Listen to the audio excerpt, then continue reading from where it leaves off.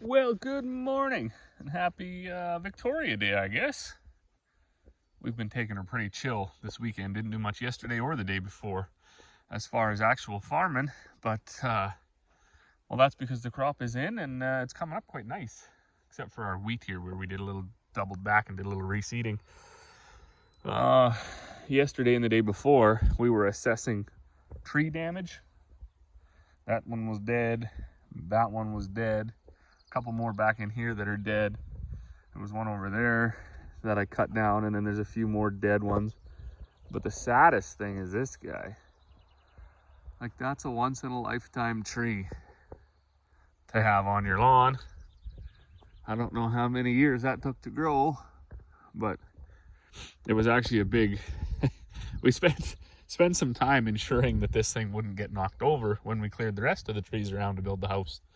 And well, now it just unfortunately seems like it might be dying, and it makes me very sad. So anyways, we're gonna try some gonna keep it watered. I'll probably splash a little bit of my molasses around it. I don't know if a tree can be saved or not.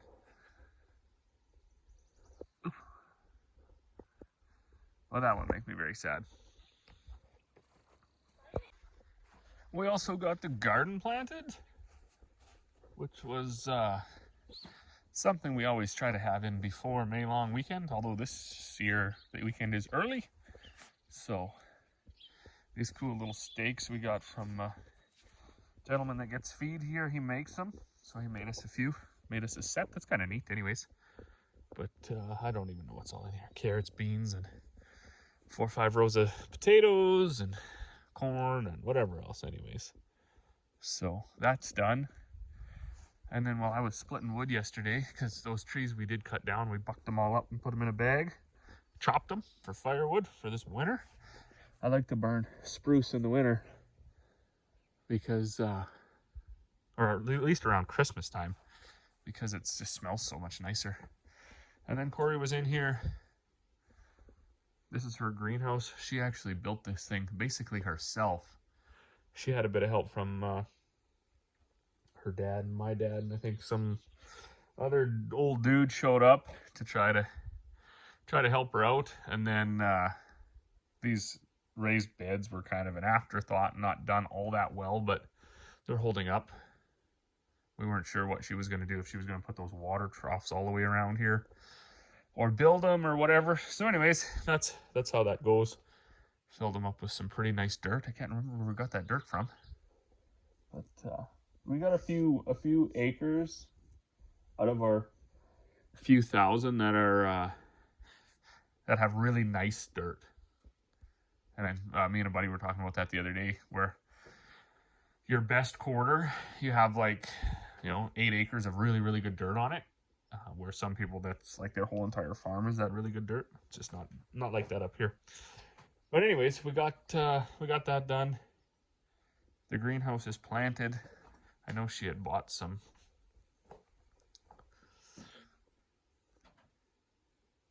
tomato plants and everything, so always nice to be able to come in here and grab a quick snack. We originally had that sheeting, that sheeting right there on this whole greenhouse, but that was junk. That was a total waste of time. I wish somebody would have told me when we were doing that to not waste our time and not do that, but we did anyways.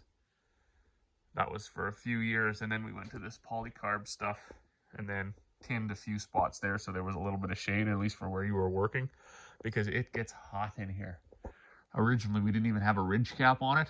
We were hoping that some of the heat would escape out the top, but it wasn't enough, so we just put a door at each end and then a screen door at this end so you can let some of the heat out, because it gets to be about 1,000 degrees in here with all this stuff on here. The roof is quite a steep slope. That actually happened as an accident. My dad told her the measurement, and she there was a communication error between what he told her and what she did, so it got way steeper, but it's perfect because snow falls off it now.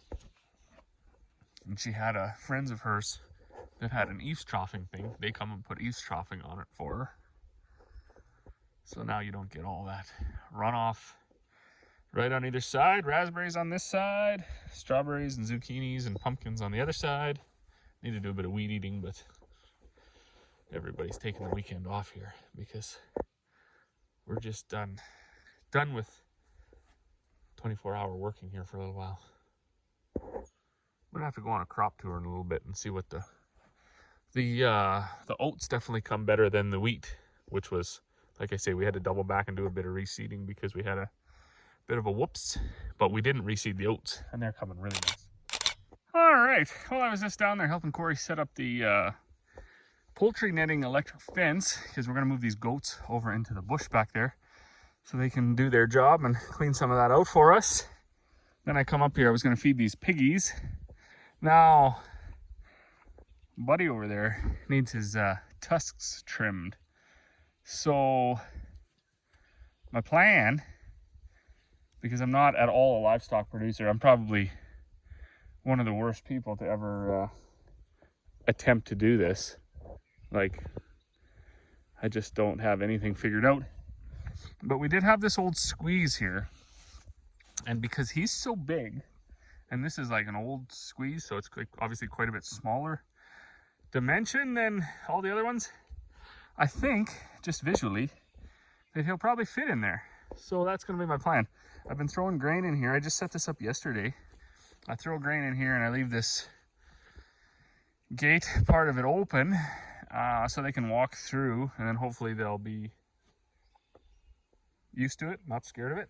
So then when I get to it one day here, give it a week or so maybe, of Buddy walking through here and not being scared, then I'll put him in here, and then I will trim his tusks. I'm not sure what happened there, like that. Yeah, it's like slides, or it's broken, or looks like that comes out for some odd reason. Why would that be? Who's a cowboy that knows why that would happen? I don't know. I don't understand it. This is unbelievable to me, though. I oiled this all up. There was a tree growing through it. It used to sit over there by the tires, kind of. There's a tree growing through it, and all that was bent was just one of these things. But everything is so free on this old girl that it's amazing. Give her a few shots of fluid film and rust check down in all the hinges. All the parts and everything were there for it. Where's this thing made? Bridgeview Manufacturing, Gerald, Saskatchewan. Interesting. But yeah, pretty decent shape for something that hasn't been used in 30 years and has been sitting in the elements. Anyways, that's my plan with that. I also see they haven't been too hard on my water. It might be overflowing a bit. It's okay if it is. An electrical wire to nowhere.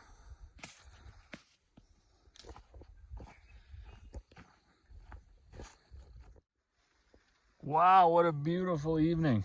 We still don't really have any measurable rain on the rain gauge, although I would say we got 1/10, maybe 2/10 yesterday.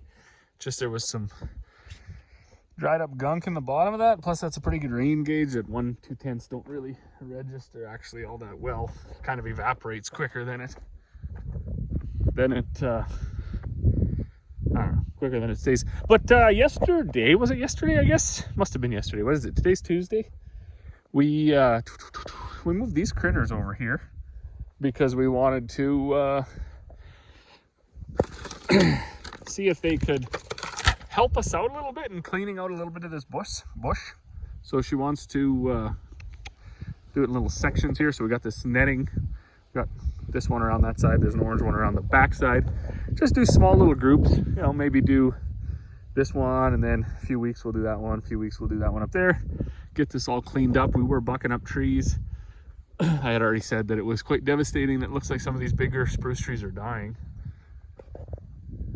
Super unfortunate, but that is what it is, I suppose. We also had I had an appointment in town this morning at like 9:30, so I was gone for, what's happening here? It's arcing out on something.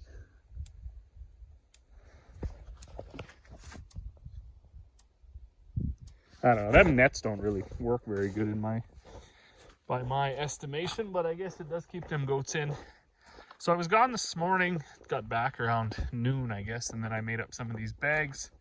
I also filled the bagger up, and Dad actually was just bagging up all that chicken feed. He's gone home now, I see. But I also noticed out here in the oats, maybe we'll do a crop tour here in the next couple of days. One of the hoses must have fallen off down at the shank, so it was still hooked up to the tower, but it wasn't in its seed row. So it looks like I have a miss, but it would have never registered as plugged up on the on the blockage monitor because it was still getting all the seed. Those things happen. I'm actually a little bit disappointed in how the whole entire seeding season went for me. I just wasn't on my game, and now that it's not raining, like I say, we've probably only had 2 tenths, maybe 3 tenths would be a stretch since seeding, and it was getting kind of dry already when we seeded. That I don't know, germination is not just, the cereals are coming nice, the peas are coming pretty good, that did go deep enough, and but the canola, I don't know, it's gonna have to lay in the dust, I guess, until we get a rain here in a week or so. But anyways, other than that, things are pretty good. Garden's in. We've been splitting a bunch of wood right here, all these dead spruce trees and stuff, and then we'd like to have a fire too at one point, but they're gonna have to take the fire ban away. Anyways, that's gonna be it for me tonight. So as always, thanks for watching, and we will see you all on the next one.